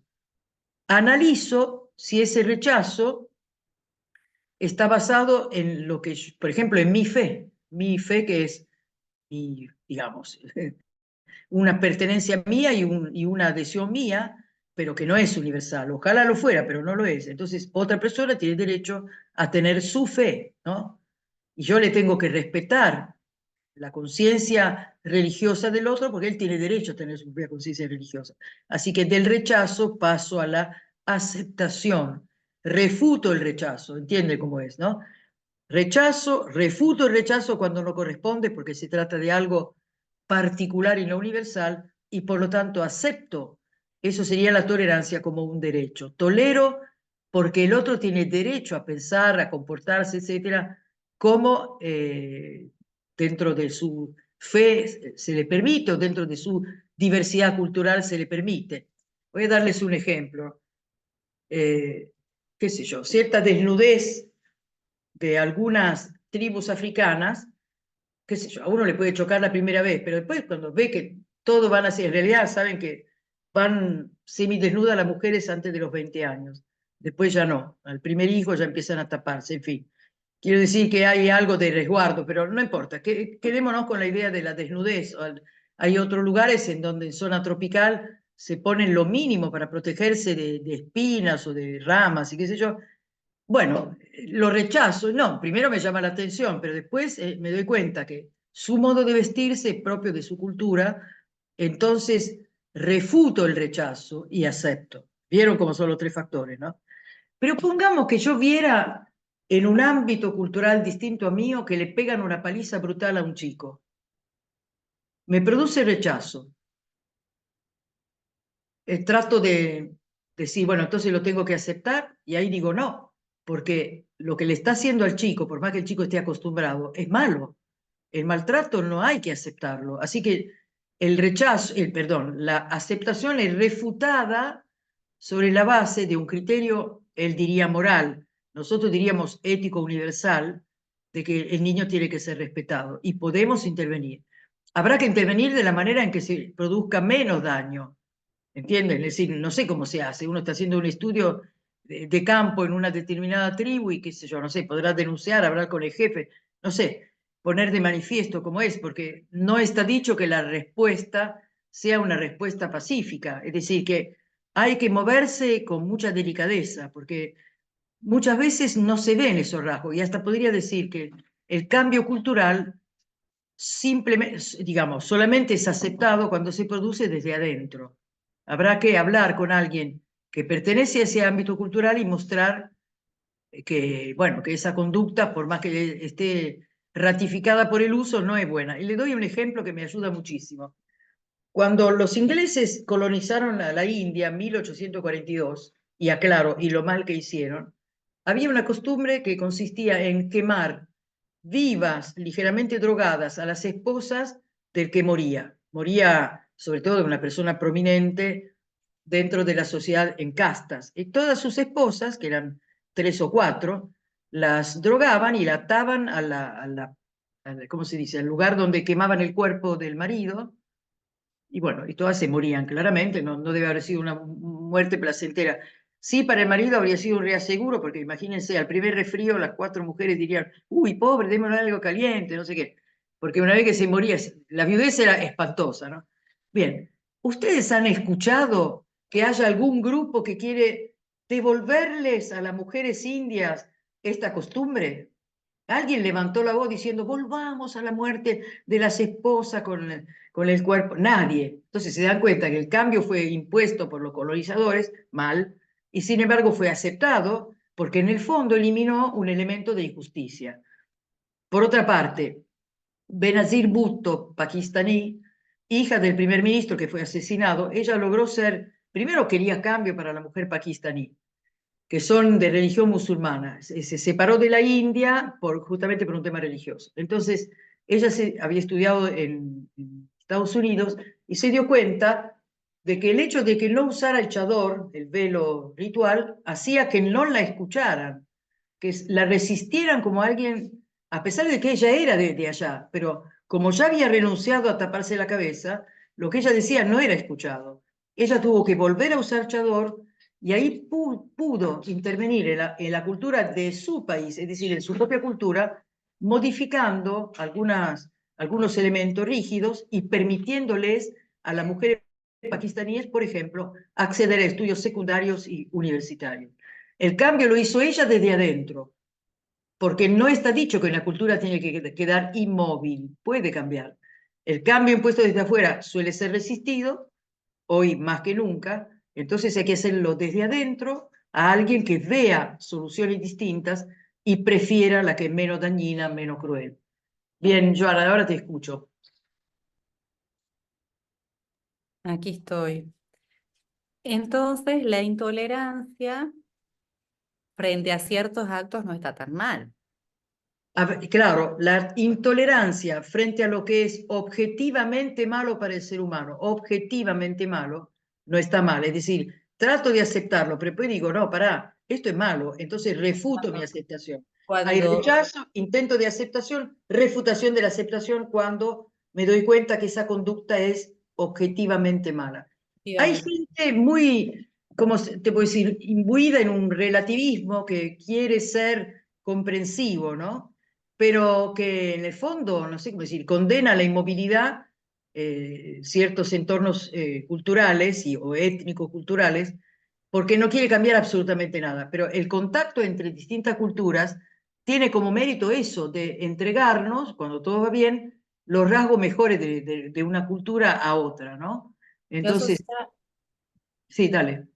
Asociaba esto de o sea, lo ponía como en intolerancia, ¿no? Esta cuestión frente a esto que tiene que ver con convicciones éticas, con un valor, ¿no? Sí. Porque cuando somos intolerantes frente a ciertas cosas que rechazamos, que ponen en juego convicciones éticas, supone, digamos, que estamos adheridos a un valor. Yo lo que no entiendo, profe, ¿por qué tolerar es sinónimo de ofender? Bueno, eso lo dice Goethe, porque Goethe está inaugurando una era racional donde lo que se trata no es de tolerar a los ignorantes, sino de instruirlos. Entonces, si solo tolero su ignorancia, los estoy insultando, le estoy diciendo, bueno, yo llegué hasta acá, pero vos no podés. Esa sería la idea, ¿no? Piense que Goethe es de la época de Hegel, en sí, que es muy anterior a nosotros. Hegel muere en 1831, Goethe muere antes todavía. Entonces, la frase de Goethe se entiende en un momento cultural en el cual la idea era que la razón es un elemento universal y toda persona tiene derecho a desarrollarla, no simplemente ser mantenido en la ignorancia, tolerando la ignorancia. Eso sería probablemente la causa. Pero quiero añadir algo. Cuando lean la frase de Rainer Faust, recuerden que para él ético significa propio del entorno cultural, por lo tanto no universal, y moral, en cambio, significa universal. Y le añado algo más. También los valores podrían ser valores éticos, es decir, marcados por la historia de ese pueblo, y no universales y valores morales. O valores simplemente culturales, y los otros son valores morales, es decir, conductas que son buenas en cualquier ámbito, realizada por un ser humano, en cualquier ámbito y hacia cualquier ser humano. Esto es importante decirlo, porque la cultura posmoderna que nos rodea tiñó de comprensión hacia el otro una especie de indiferencia. Ah, allá ellos. A ver, si le pegan a los chicos o si maltratan a la mujer, sí, allá ellos, pobrecito, pero en la medida en que se lo puede salvar y se puede salvar a las mujeres, vayamos, ¿no? No sé si oyeron hablar de Ghassan Hosseini, un escritor, creo que también afgano, que escribió sobre las mujeres. Escribió, ¿cómo es? Cometas en el cielo, por ejemplo, una. Y trata la historia de dos esposas, una más vieja y otra más nueva, que primero son enemigas entre sí, hasta que se dan cuenta, perdón, es otro libro, del mismo autor, pero otro libro, no es Cometas. Después le digo bien el título. Y en el fondo la historia es que las dos se dan cuenta que las dos son víctimas y al final se ponen de acuerdo, les arruino el texto, matan al marido, se ponen de acuerdo entre las dos porque en el fondo se dan cuenta de cómo están siendo oprimidas, ¿no? Una oprimía también a la otra hasta que se dieron cuenta que estaban las dos en una cultura absurda que no permitía eso. Así que, en fin, quería cerrar con esta idea de que hay tolerancias que son el permiso al modo distinto de ser del otro y otras tolerancias que podrían ser simple indiferencia al modo de ser del otro con un prejuicio de superioridad de nuestro lado. Bueno, pobre, ¿qué pretendés? ¿Son pobres o son ignorantes o son indígenas o lo que fuera, ¿no? Es difícil porque uno tendería no sé cómo decir, a imponer lo que cree que es una forma mejor de vivir cuando se trata de proponerla, salvo que haya alguna víctima en el medio. Si es así, el victimario tiene que ser frenado. Cada uno sabrá de qué manera intervenir, pero cuando hay una situación, digamos, de violencia, entonces está permitida la intervención. Tiene que hacerse con delicadeza para que sea aceptada. Y en algunos casos al revés, es una intervención rápida para evitar daños más profundos, ¿no? Entonces, en el fondo acá vemos, por un lado, la comprensión del modo de ser del otro, que tiene que ser de imaginación empática, entiendo qué significan estos valores para tal cultura y para tal entorno, y por otro lado, un análisis si mi rechazo es porque simplemente es distinto a lo que hago yo, o hay un rechazo fundado, es decir, sobre la base de un bien que está siendo negado o puesto en tela de juicio, y entonces ahí sí merece una intervención. No hay que tolerar, por ejemplo, la violencia, el sometimiento injustificado, la no protección, ¿no? Entonces eso me parece que es importante verlo. Nosotros nos movemos bueno, en fin, toda sociedad tiene sus periferias, a veces las periferias están en el medio de la sociedad, y ver eso nos hace mucho más sensible. Le doy un ejemplo que me pasó con mis alumnos de facultad, tercer año, chicos de 20, 21 años. En un momento determinado salió todo el tema de la mutilación genital femenina de los pueblos beduinos. Y entonces un chico me dijo, bueno, si es su cultura, y yo le dije, pará, decís así porque vos sos varón y no te lo hacen a vos, pero quiero decir, ¿cómo es tu cultura? Se trata de mujeres que a los 12, 13 años son mutiladas de una manera que no pueden no ser violentas. De hecho, lo es. En Francia prohibieron la mutilación, la ablación del clítoris, entonces muchas familias mandan a sus hijas preadolescentes al país de origen para que ahí se la practiquen. Pero ahora entonces Francia está poniendo una legislación más severa. No pueden viajar a esa edad, les hacen controles a la ida y a la vuelta para ver si pueden frenar esta barbaridad contra las chicas, ¿no? Que es, además se trata de una ablación irreversible. Te escucho, Silvana. Sí, a los ejemplos que estaba dando recién y sobre este choque cultural, en definitiva, que permite, por un lado, termina siendo violento este choque para las diferentes culturas que disienten entre sí, pero a su vez, si generan algún tipo de mejora, como el ejemplo que estaba dando recién, me hizo acordar a esta modificación histórica y cultural que sucedió en China respecto a las mujeres que tenían la costumbre que se las conocía como mujeres con pie de loto, puede ser, No sé, pero cultura le apretaban los histórica. pies, ¿no? Claro, le fajaban los pies para que quedaran minúsculos. Claro, sí, el concepto era que tenían que tener los pies más pequeños porque era un símbolo de belleza femenino. Y cómo a través de diferentes movimientos, después de una práctica que se perpetuó durante muchos años, gracias a los movimientos feministas, gracias a determinadas mujeres que alzaron la voz y que después, posteriormente, gracias a una persona, a un varón de la comunidad cristiana que fue con otras ideas religiosas hacia China, promovió a través de una idea positiva sobre hacer determinados contratos en donde las mujeres iban a poder casarse en tanto y en cuanto no utilizaran este mecanismo, esta práctica de belleza, que en definitiva era una tortura hacia las Una mujeres tortura. y que lo padecían durante toda su vida. Entonces, acá pienso en el concepto de la cultura y en este choque que generalmente termina siendo violento, pero a la vez hay un bien superior que en este caso es el bienestar de las mujeres y la erradicación de algún tipo de violencia, particularmente en este caso. Contra las mujeres. Muchas gracias. Yo aprovecho que sacaste ese tema. Amartya Sen, que fue Premio Nobel de Economía de 1989, en el texto, creo que es su tesis doctoral, que se llama, acá está traducido como Desarrollo y Libertad, pero el título era Desarrollo como Libertad, es decir, el desarrollo es parte de la libertad. En el capítulo 5, ahí también habla de la situación de la mujer, particularmente en el estado de Kerala, que es un estado muy pobre. Y entonces dice que hay distintas medidas para que la mujer quede, digamos, equiparada con el varón, dado que hay una cultura ancestral de sometimiento. Y el primero es la alfabetización, que la mujer sepa leer, porque si sale a la calle y no sabe leer, alguien le tiene que decir, esta es la calle tal, esta es la calle tal otra, porque ella no puede leer ni letreros de los negocios ni de las indicaciones. Así que queda dependiente y por eso no sale.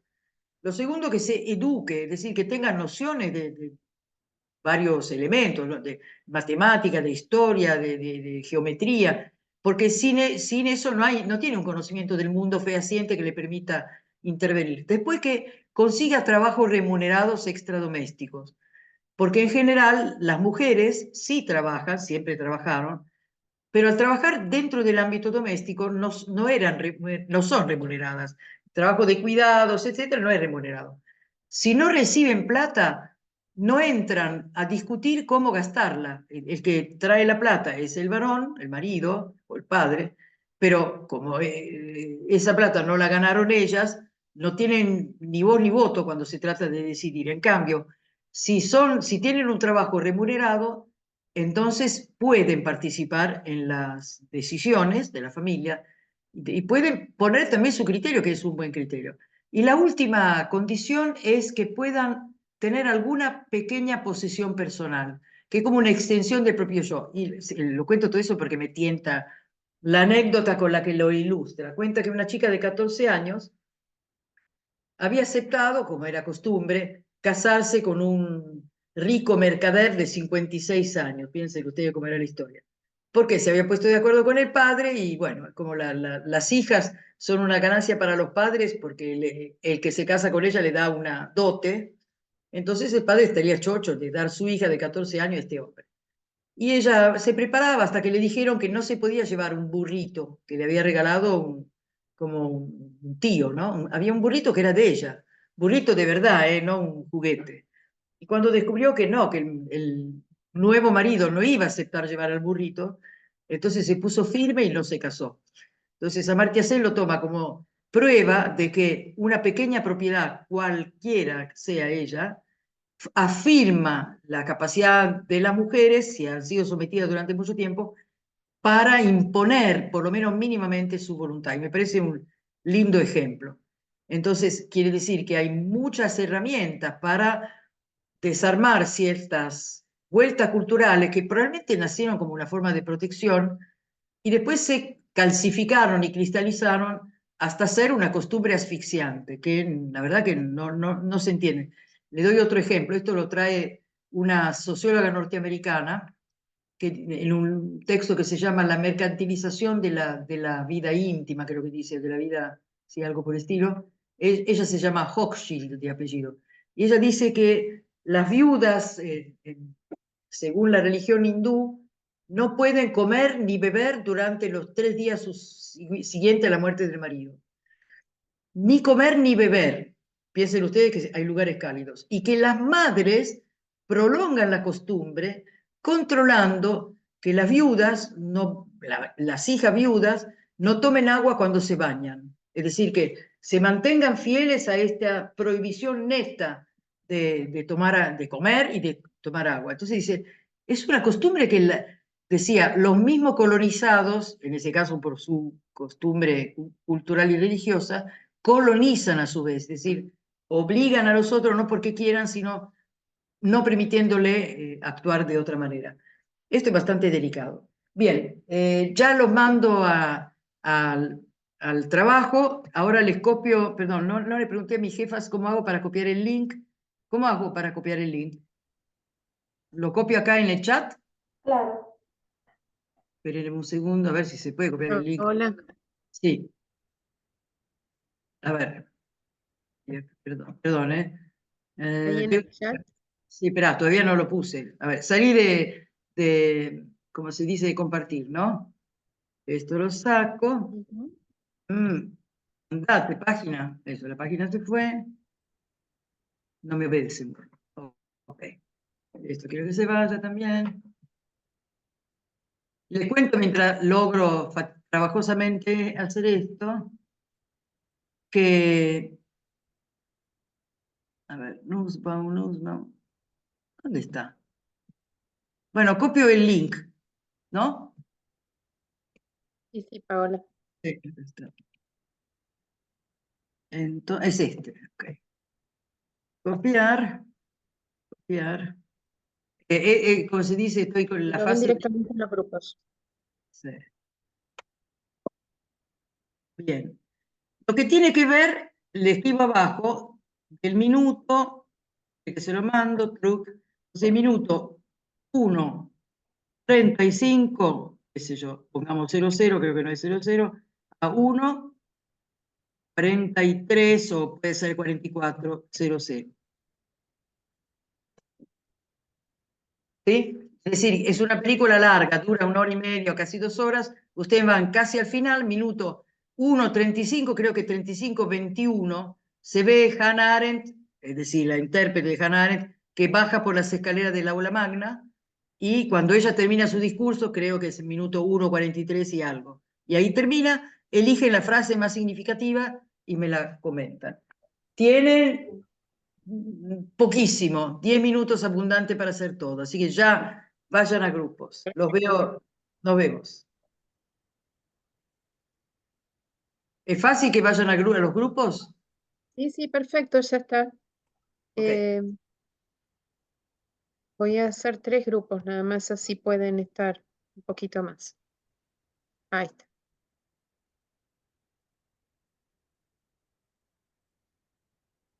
Ya pueden integrarse a sus salitas.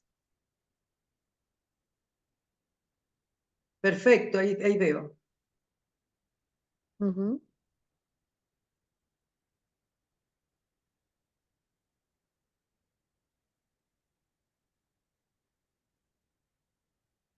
¿Están pudiendo? Sí. Marta, ¿entraste a tu grupo?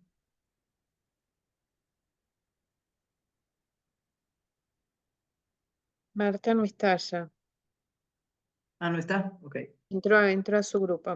Menos mal. Sí. Escúchame, sí, yo, espera, esa soy yo, no me tengo que ver, y esa... vuelta. La película es dura, pero el pedacito que elegí es lo que para nosotros, digamos, tiene como un aprovechamiento, porque en el fondo es, bueno, nada, no hablo yo, hablen ustedes. Ahora, hoy como son 3 grupos, abre primero el primero, así vamos en orden. Primer grupo, oradora. ¿Quién es? Mariela. Perdón.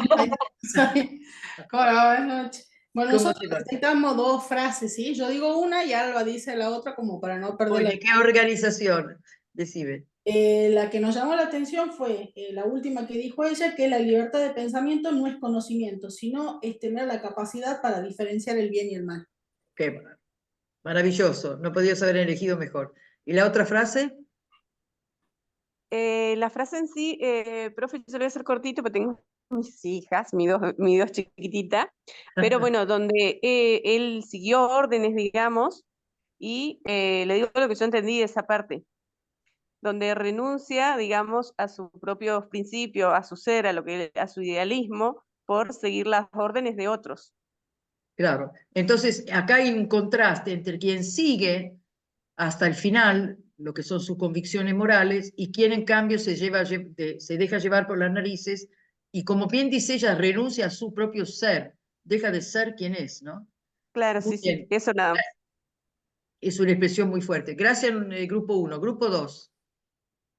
El grupo 2 estábamos nosotras, por ahí hacemos lo mismo, copiamos el grupo 1, hacemos cada uno una frase. Por ahí, Ana, vos tenías una, yo tenía otra. No sé si alguna de las chicas también quieren hacer algo. Dale, dale. Bueno, a mí me interesó mucho una de las últimas frases donde dice, al renunciar a ser persona, renunció a una de las cualidades más importantes que era el hecho de pensar, ¿no? Y por eso no, me pareció como muy fuerte. Ya si sos persona tenés el razonamiento y si renunciás a eso ya tampoco sos persona. Y Ana, vos tenías otras también. También uno que por ahí no estaba tan ligado a eso, pero sí me parece a los contenidos de la materia y me resulta fundamental, tratar de entender no es lo mismo que perdonar. Esto desde el lugar de que yo no esté de acuerdo con lo que haga otra persona o incluso quienes trabajamos con personas que han cometido, no sé, hechos antisociales o delictivos, que yo no esté de acuerdo con lo que hagan esas personas, pero aún así las acompañe, empatice con ciertas situaciones, eso no nos hace malas personas, sino al contrario, creo que todos tenemos una historia y yo puedo no estar de acuerdo con lo sucedido, no hacerlo, pero aún así empatizar y entender. Ok, dijiste entender y ella dice entender no es perdonar, dice Hannah Arendt, que lo dice en la ficción, pero lo dice en su libro también.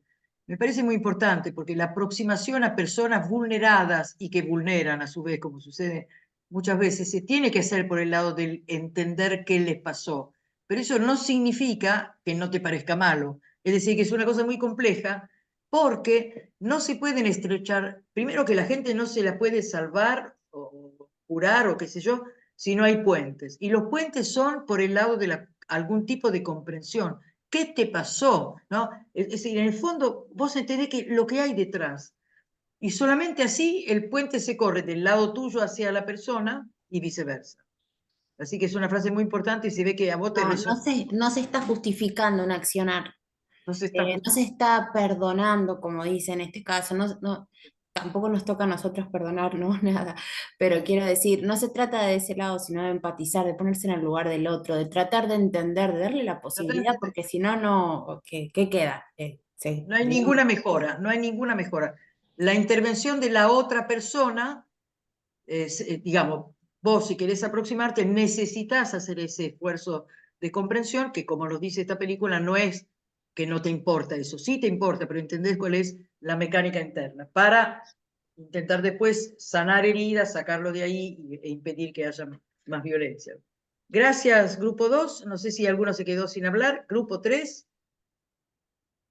Bueno, nosotros también hemos elegido la de recién, ¿no? Esta de, chicas, agreguen ustedes también, ¿no?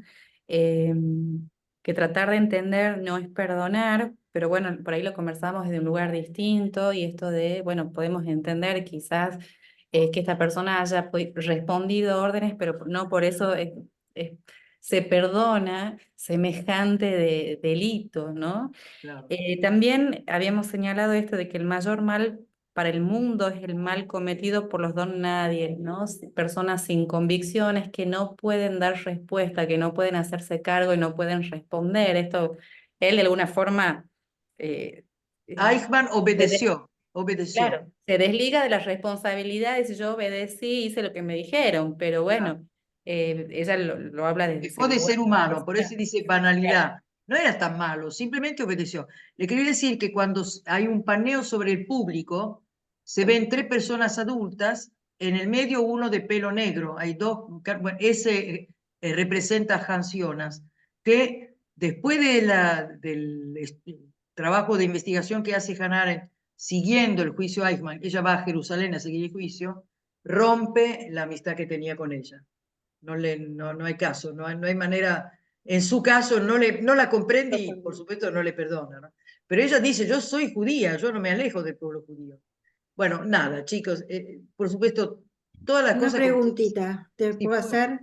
Sí. Te puedo hacer una pregunta. Dentro de este esquema, podemos meter también todo el tema de la objeción de conciencia, ¿o Podría no? ser.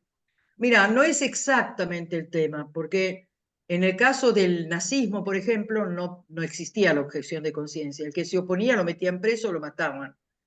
Entonces el miedo es una palanca extraordinaria para que te obedezcan. Pero en el caso de Eichmann, ni siquiera no tuvo una duda de conciencia, sino No, que... me refiero en el día a día nuestro, digamos, del trabajo. Y el nuestro, claro, tenés razón. Por ejemplo, hay cuestiones médicas que a mí me parecen una barbaridad inaceptable, y entonces en una sociedad civilizada tiene que estar permitido que dentro del ámbito de actuación de los médicos se le permita no hacer prácticas que sean contrarias a sus convicciones, y añado, y contrarias al juramento hipocrático que todo pronuncian cuando se reciben, ¿no? Entonces hay ciertas prácticas que son realmente crueles e inaceptables, ¿no? Así que tenés razón, Patricia, habría que hablar de eso.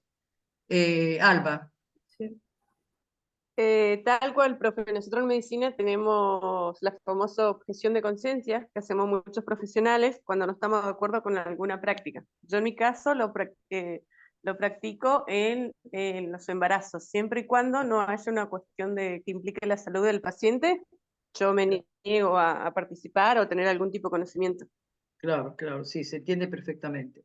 Sí. Así que, bueno, acá terminamos nuestro curso. Yo creo que tienen ustedes mi dirección y en todo caso desde el aula me llegan a mí eventuales preguntas, así que, no sé cómo decir, estoy a su disposición para lo que sea bibliografía, temas, háganlo abiertamente. Así que, bueno, ha sido muy grato. Después de mis ejercicios me siento bien, ni siquiera me duele la espalda de los nervios y no saben qué contenta voy a estar a la vuelta. Bueno, Muy buen bien. viaje, Muchas Paola. gracias, Ha sido un lujo tenerte todos estos días. gracias. Nos vemos el día de la graduación, ¿no? No, Loli, cuando se gradúan, nos vemos. Gracias, Ivana. Gracias, Paola. Gracias. Hasta luego. Chao, chao. Supuesto, profe, nos Buenas vemos. noches. Nos vemos. Buen viaje, Paola. Esperamos Gracias, alguna- gracias. algo que nos cuentes a la vuelta. Yo estaba haciendo gimnasia.